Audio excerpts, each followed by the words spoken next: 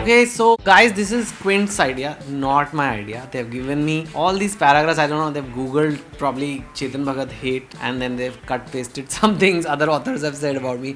So I'm going to try my best to be honestly read it and see what they have to say, what I have to say to that. So I start with Manjula Padmanapanji, writer and artist. His significance has less to do with what or how he writes than the fact that an audience exists for his kind of writing.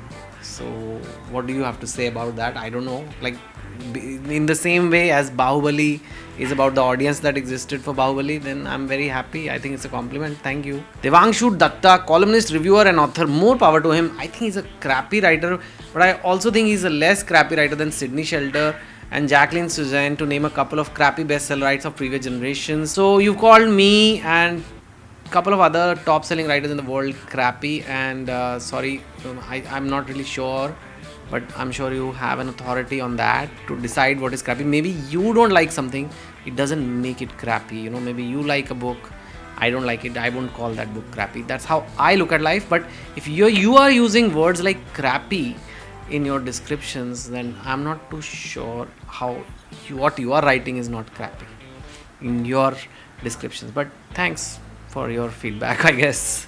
And here's Anita Roy, who's writer and commissioning editor of Zuban. That's part of the problem with populist writers like him and they, maybe less so her, that the messages that inevitably accompany the narratives goes out to hundreds and thousands of readers is arguably far more sociologically impactful than the message of any work of a literary genius. And yet, when confronted with these kind of issues, they retreat into, oh well, it's only a story position, as though populist literature cannot be critiqued with any degree of seriousness. It's just entertainment.